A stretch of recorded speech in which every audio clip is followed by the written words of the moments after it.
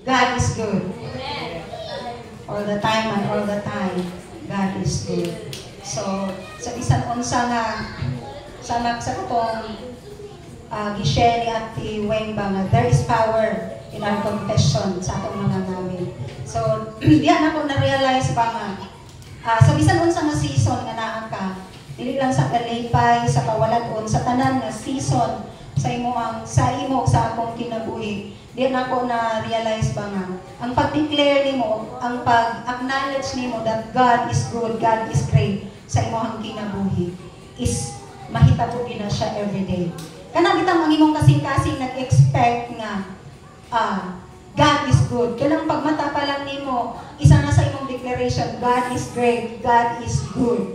And ang kanang bitang tao nga mag-expect o pero may naibungat sa iyahang baba, walay laing choice ang Ginoo kung dili iya gyud nang ipasinati anak nga tawo, anak nga adlaw. No? Kanang bitaw mahimong grateful there is power sa pagbuka sa atong baba. So kung ang ibuka nato sa atong baba permi, laaya ani nga adlaw way. Mo na ihatag sa Ginoo ang kalaay. Ang kalaay sa kanang tibuok adlaw. Kanang bitaw pagmata pa lang sa untag mingon ka nga naluyahan man ko, luya lagi ko. So, ang mabantayan po nimo ang imong tibuok adlaw, luya po. No? Nagmatter sa ato ang confession or naa sa ato kita ang nag-decide kung unsay mahitabo sa ato ang kinabuhi through sa ato ang pagbuka sa atong mga ngabin. Inyo habang nasinatik na? No? And pila sa sukat paglakaw ni Junjun, mo na akong gibati ba? Ang kanabitawang kamingaw sa kanang sulod sa panimalay, nga bisag mo ani ko diri kay nang inigbungat na ko diri sa simbahan ba nga makita bitaw nimo siya nga kanang murag giduslitan ang lubot sa kadiri na o dito bisag unsay kanang iyang mabuhat. Murag kanang makita na ko siya pero kanang ani abot sa punto nga kanang ani decision ko ba nga kanang dili ipasakop ang ako ang kasing-kasing na maputos na lang yung bitaw sa iyo na anak. Kay sa diyang nagilaka ko sa Ginoo, ang gibutang sa Lord sa ako ang heart, di ba mama na imong giampon? So, na-I sacrifice. Mo man na imong giampon, anong hilang man ka? Ano ba?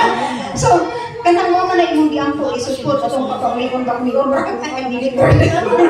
Maraming paglain. So, isa man na sa katubagan sa imong paggampo, dapat mahimo kang grateful. Indeed, na ang kami ngawon, pero nagdepende gihapon sa ako sa una ko pagbawi ang ako ang adlaw. Kay kung akong pandayunan ang akong gibati, labi na sa ako ang anak bitawng temperament, dili lalim. Kay mura kang namatyan.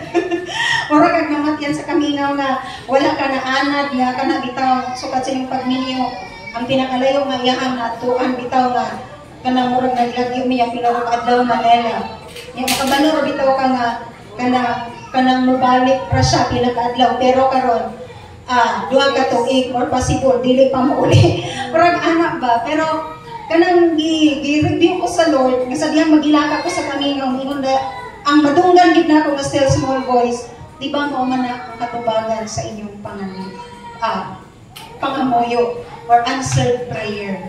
So although but grabe akong mga devotional wisdom kay naay pagabuhaton ang Ginoo in sinugdanan pa lamang kini. In connection sa akong i-share karon nga kagabion sa 1 Peter chapter 1 verse 5. Ingon dali sa NLT, and though through your faith God is protecting you by His power until you receive His salvation.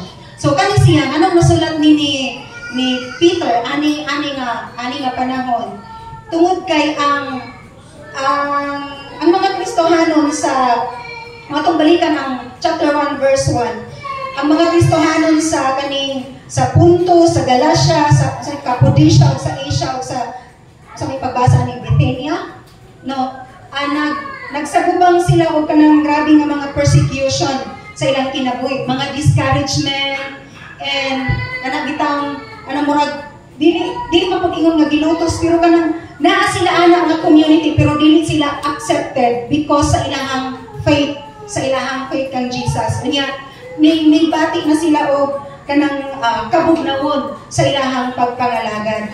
Then gi-remind sila na mo ning nagsulat isa ni sa sulat ni Pedro nga gipaabot sa ilaha nga niingon di ana sa verse 5, and God in His mighty power will protect you until you receive the salvation because you are trusting Him. It will be revealed on the last day for all to see. Dari lang po na ang nagrema sa ako ani kay in His mighty power. So ipasinati sa Lord ang iyang pagkagamhanan, no? Mao ni assurance na gihatag ni Pedro sa ilaha ani nga time ug sa ato karon nga kagabion nga ipasinati sa Ginoo ang iyahang power sa ato no same sa una ug sa ato karon ang ato ang mga gipang-agianon dili naabay dili pa sa ato ang gi-persecute sa iyang silingan sa iyang family tungod sa iyang pagtuo no and isa sa ato is ang kaning mga pagsulay sa ato ang kinabuhi. E nga nakapastrag sa ako di ana kaning ingon bitaw, nga nang ipasinati, kaning in His mighty power will protect you. Kani, because, ingon pa si Pedro, nga nang ipasinati man sa Ginoo ang iyahang gahom sa ato ang matag usa ka kinabuhi. Ang sumpay, because you are trusting Him. Buot pasabot, no? Sa Romans 10:11, those who put their trust in you will never be put to shame. So sama sa pangingon kaganina, kung unsay mo gawas sa atong mga ngabil, same nga ato ra nang i-declare kada adlaw. So kung mayroon ta nga God is great, tungod kay imo nang i-declare, pag imong gituan na God is great ani nga adlaw, ingon ang iyang pulong, iyang ipasinati ang iyang gahom. Because, ingon siya, you are trusting Him. Amen? Amen. So, klaro kayong pulong sa Ginoo. Romans 10:11 in connection. No, as the scripture says, those who put their trust in you will never be put to shame. Dili gyud pagkaulawan or dili mahimong kawang ang katong mga tao nga adunay pagsalig sa iyahan. So mo nang nga be careful sa ato ang mga ngabil, no, kung unsay mo gawas sa ato because maunay ka na bitang murag mo create og atmosphere or maoy ka ng daganan sa imong tibuok adlaw kung sa imong pagmata or kung unsay imuhang i-confess. So naba kay mailhan nga kanang magsige nag-declare og kapoy. Makita gyud nimo sa iyang adlaw tibuok adlaw ug kapoy. Mag-antan ka sa iyang kapoy ug naong anin. Iara na imong katapad kung nakay katapad no. Kapoy bag aman, kapoy bag naong pud ani. No kanang pero tanawa ra gud nang tao nga pagmata pa lang grateful. Ana bitaw pagmata pa lang good morning Holy Spirit, no? Thank you for this day. Nanasabtan nimo ba pagbuka ka lang sa imong mata, dapat mahimo kang grateful because isa na sa pila kadako nga milagro nga atong masinati pagkabuntag. Kanang mudilat pang atong mata kay daghan nga ugma sa buntag padayon na sila og tulog. Wala na mata-mata. So muna nga dapat ang buka sa atong mata. Pagbuka pa lang sa mata, muna isa sa akong gina-exercise dito, thank you Lord for this miracle. Ang sabay na itabo sa mga bata diha. No? Na dapat mahimutang grateful. So, dapat kang kung unsay imuhang gibati sa pagmata sa buntag, dapat na ay ingon pa ni Pastora baka itong twist nga imuhang imuon. Because it's our decision or naa sa ato kung unsa ma-shape ang ato ang adlaw, no? Sama sa ilahaani nga sa ato sa anay mga moments sa ato ang matag sa kinabuhi nga ana bitang our strength di ma-fail, then our emotions mahimo siyang anang ma-wear out ang ato ang mga decision sa isa kinabuhi kanang feels heavy nga ato ang pagabuhaton o ganato ang kasing-kasing kana kita mo grow tired, mo grow weary, mao ni ang kasagaran nga galukok sa usa ka kinabuhi sa usa ka Kristohanon. But kani nga pulong kaning 1 Peter chapter 1 verse 5 usa siya ka powerful nga kamatuoran ba sa kinabuhi sa usa ka Kristohanon nga dili sa atong pika o galingon nga mga kusog o gahom nga nung mapadayon ta everyday, but pinaagi sa kanabitaw mighty power sa Lord sa ato ang matag usa ka kinabuhi. So let us twist whatever man inigmata pa lang or usab kayo ka importante nga ano bitaw mo matata nga dili maayo ang sulod or ang emotion nato, because siguro wala nato na settle before ta matulog. Muna siya resulta. So kung sa adlawan gikapoy ka, kung sa adlawan nasuko ka, nahiubos ka, na problema ka, naguol ka, no?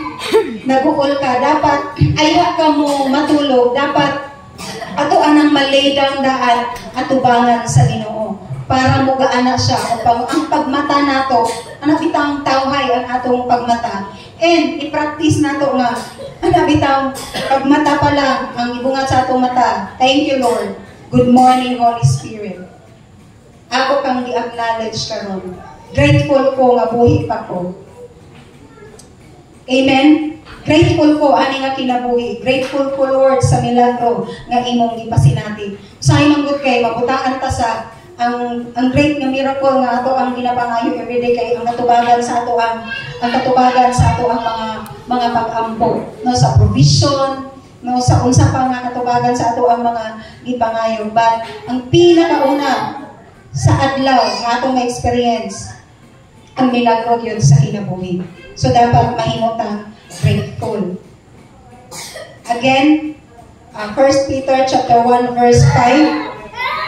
Ingon diha na, and God in His mighty power will protect you until you receive this salvation because you are trusting Him. Mo ginang pinaka nagrema o pinaka nag-catch up lang nako ani, no. Masinatik nato ang gahom sa Ginoo tungod kay ingon siya dana, because you are trusting Him. Kahit siya nga version. And through your faith, God is protecting you by His power until you receive this salvation which is ready to be revealed on the last day for all to see. So, lain-lain, no, kay ang sa NLT nga version po sa devotional na sa kaning sa Bible kay kuan, because you are trusting Him. No? So, sa diha nga ibutang day nato ang atong pagsalig sa Ginoo, dili gid ta pagyason sa Lord. Amen. So kung gihangyo nga manindog ta and walay kanang sa atong pagkakristohanon ba, walay rason nga dili nato simbahon sa tibuok nato nga kinabuhi ang atong buhi nga Dios.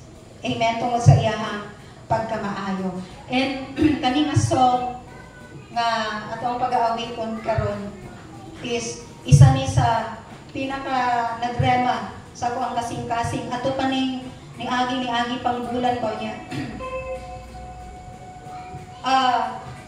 Ni agi nang isa ka worship leader nga ako pa ni siyang kantahon.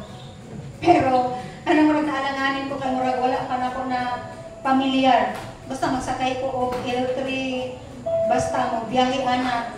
Mukalit buka gyud akong baba nga. Yung mana di kong Junjun, sige tayo na. Ang pinaka na nais ko si Junjun kay kanang drive man gid siya nga kanang concentrate kay lahi na siya mag-drive mo at hindi mo maistorya. Pinaka na nais ko niya. Siguro, sige tayo na ba? Bay siya na, sabat ako. Kailangan siya mag-drive, dapat dili siya karon kay concentrate siya sa dalan. No, so diya dayon kay unsa kay na ang lyrics ra kay wako nagpuanan nako nga ang iya pinaka ang iyang titles pinakamamahal. So, and yan ako na-realize ba nga kung ato lang ito yung isaling ibutang sa Ginoo ang ato ang tibuok kinabuhi o pagkatao sa iya, lisod ang kinabuhi pero mahimong sayon kay naa siya. Walay kanabitang dili nato dapat kanabitang dili nato siya mahatagan sa ato ang worship nga kinasing-kasing. So kung imuhang yung tanaw ni o paminaw ni nga kanta kay kanabitang usa ka harana. So usa ka lalaki or sa usa ka babae sa iyang hinigugma. Which is kung madungog pud nimo ni nga song sa uban nga version nga gina-explain ni Pastor Joey. Ang nailahi nga napailahi ani nga kanta ay ni abot nga dili daw siya nga ang iya magidong pinakahigugma is iyang asawa higugma. Pero kani nga kanta is dili niya daw dapat kantahon sa iyang asawa. Kay mas labaw ang Ginoo sa iyang asawa. Ug mas labaw nga dapat niyang higugmaon ang Ginoo siya nga. Ana siya, mahal ko naman yung asawa ko, mahal na mahal. Pero kani nga kanta para sa Ginoo yun. No? Kay kung nasayod lang daw ka, kung kinsa ug unsa ang Ginoo. So wala gid kay mahatagan sa imong pinakadako nga gugma kundi ang Dios. And napoy gi-share si Pastor Joey, I think sa lain nga video dili sumpay ani. Kanang nganong mahatag nimo ang imong pinaka-the best nga worship sa Lord. Bisan og naa kay ginaatubang sa kinabuhi nga kanang kabug-aton. Mahimo siyang gaan ug mahimong mawala ang fear, ang doubt ug ang pagduha-duha nimo sa Ginoo ang kabug-aton sa imong kasing-kasing. Ano bang ang kanang imong gidala o ang imong concern, ibutang nimo sa altar sa Ginoo. Ug diha daw dahil tanan nimong damgo, tanan nimong pangandoy, tanan-tanan nga nasa sulod sa imong kasing-kasing nga possible nga makapabother dreams, no? Nimo unsa man siya. Sa diha daw nga imo nang i-lay down sa iyang altar. Siya na ang mubuhat sa rest. Kay imo mang gibutang. Kung pasabot ana imong gi-surrender sa iyahang presensya, sa iyahang altar. So kanang murag imagining ba nga Lord, imo ning paong murag ana ba? Tapos sa imong altar ako ning ihalal o akong i-lift up ang akong mga kamutihan kanimo. So, dili grabe nga giningakan kami ko nga Lord kanang empower me nga mahimong imong ani ba nga. Nagitang haranahan ka tungod kay nakabalo ko nga ay ako ning batig gugma para sa imuha, ikaw ang una na higugma sa ako. So karon ng kagabihon, let us kanang haranahan ang atong buhi nga Dios. Amen. Sa tibuok natong kasing-kasing. Hallelujah, hallelujah. Glory, glory, glory to the Most High God. Holy Spirit of the living God, we acknowledge your presence in this place. We acknowledge, Lord, that apart from you, we can do nothing. Hallelujah. Padayon nga susihan ang among kasing-kasing tonight, O God.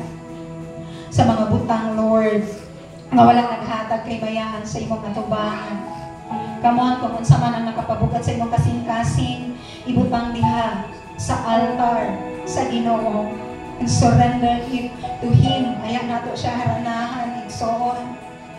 Hallelujah.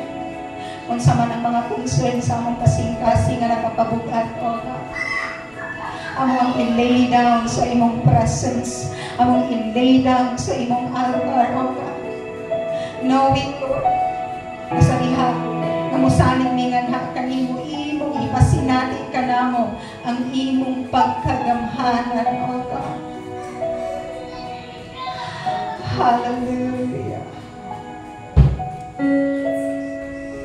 Continue to cleanse our heart sa mga butang nga naka-defile, naka-impure sa among kasing-kasing, sa mga butang nga nakita sa among mga mata, sa matagpitik sa among kasing-kasing, sa mga doubts, sa fear, sa mga worries, O God.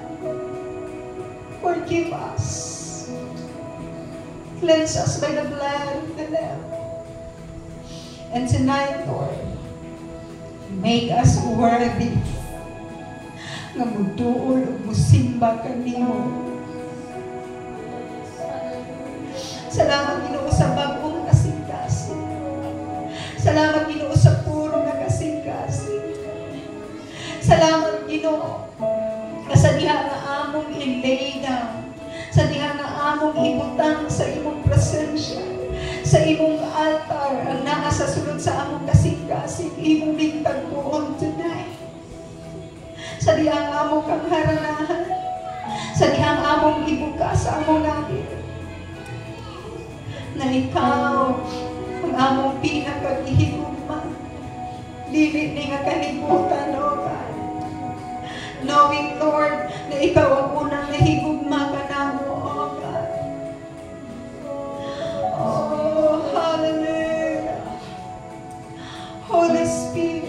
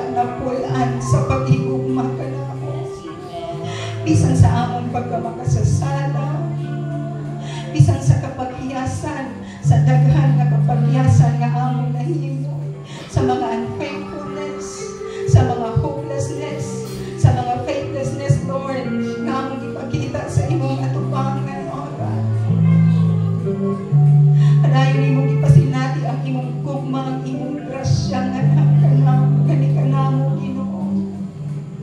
That's why, Lord, in response, nagisan man po, O God, ug ang among kinabuhi nagkatuwat, mabiskat, Ginoo. Kadayon nga mo declare gihapon ni Ginoo nga dili ni pulaan na muday, musimba, ipataas ka tungod sa imong pagkamaayo sa among matag sa kinabuhi, Ginoo. Hallelujah, hallelujah. Thank you, Lord Jesus. Kadayon ka namo nga ituboy ka na kagabion, kadayon ka namo nga ipataas, kadayon ka namo nga pasalamatan, Ginoo. Hallelujah. Karon na itong iampo ang ato ang panimbahan ugma nga adlaw. Come on, let us pray. Ginoo, padayon namo nga ipataas nga na kanimo ang among panimbahan ug mga adlaw, Ginoo. Padayon namo nga gisalig nga na kanimo, padayon nga among gibutang sa imuhang mga kamot, Ginoo. Padayon namo nga giangkon not by our mind, not by our power, but pinaagi sa imong tabang balaan nga Espiritu Santo. Karon palangdaan nga kagahimon, nimo nang damon ang matag usa ka kasing-kasing sa imuhang katawhan, Ginoo, nga maningkaw mga adlaw, O God. Salamat nga ilang matag usa ka kasing-kasing imo nang pagahigapon ug imo mo nimo nga excited, Lord, nga mosimba sila ug ma-excited sila, Ginoo, nga makig-fellowship, O God. Salamat nga kanipod nga David, karon palangdaan nga kagabion imo nang pagapunon, imo nang pagalupon, Ginoo, sa imuhang presensya, Ginoo, nga ang tanan nga mga bangko nga naplastar karon nga kagabion, Ginoo, mapuno ni siya, O God. Salamat, Lord, nga pinaagi sa imong paghingkap sa among mga kaigsuonan, Ginoo, kung naamay mga discouragement, kung naamay mga buhat sa kaaway, Ginoo, plano para dili sila maka-fellowship, O my Lord. Salamat nga dili nimo tugutan nga ma-prosper na, Ginoo, nga pagbabag sa kaaway, O God. Salamat, Ginoo, nga mas gamhanan ka nga Dios nga among gialagaran, O God. Salamat, Ginoo, nga gikan pa lamang po dito sa Asheret or dito pa lamang sa gate, kayong sa Ashers, O God, sa tanan, Ginoo, nga mo cater sa imuhang sa mga bisita o mga adlaw. Salamat, Ginoo, nga dito pa lamang dapat sa gate nga David, Ginoo, among i-declare ng imong presence ila ng masinati dito nga David, bisan diha sa pagsaka sa hagdan, Lord, ang imong presensya masinati na sa kada usa, bisan sa kinabuhi sa among mga Asheret, Ginoo. Salamat, Ginoo, nga ikaw magauban kanila ang imong presence, Ginoo, imong ipasinati, Lord, sa mataghay, sa mataghilaw, sa matag good morning nila, Ginoo, ang imong presensya masinati na sa mga tao nga ilahang pag-aabi-abihon, Ginoo, bisan pa man sa worship team, sa tanan nga marugong mga adlaw, Lord, padayon namong ipaubos ang among kaugalingon nga naa kanimo, dili pinaagi, Lord, sa mga skills na naa sa among abad, Lord, pinaagi sa imong pag-uban, pinaagi sa imong gahom, empower us, Lord, nga mahimong angayan once again, nga mubarog ug mugiya sa imong katawhan, Ginoo, para mag-worship nga na kanimo, Ginoo. Padayon ka namong ipataas sa among matag usa ka kinabuhi, Ginoo, while kami mapaubos ug mapaubos, tabuni kami sa imong balaan ug hamilit nga dugo nga walay laing makita kung dili ikaw lamang, Ginoong Jesus, sa among kinabuhi, O God. Salamat, Ginoo, nga naay panag-iusa. Salamat, Lord, nga imong i-anoint tanan, O God, ug imong aming tagtabunan sa imuhan balaan ug hamilit nga dugo ug sa imuhang mga pako, Ginoo, nga walay daot ang plano ug buhat ang kaaway nga ma-prosper ug mga adlaw, Ginoo. Salamat nga imong mighty power, imong ipasinati kanimo, because we trust in you. We trust in your power. We trust in your moving ug mga adlaw, O God. Bisan sa kinabuhi ni Ana nga mo'y magdala sa imuhang pulong. Salamat, Ginoo, nga ang imong anointing, Ginoo, imong ipasinati kaniya, O God, ang imong authority sa panahon nga mubarog siya di ani, O God. Salamat, Ginoo, sa mga fresh na revelation nga imong ipaabot sa iyang kinabuhi. Salamat, Ginoo, nga imong siyang panaligdan lagi pang iyahang family, Ginoo, in the name of Jesus. Salamat nga ang pulong nga imong ipaabot pinaagi sa iya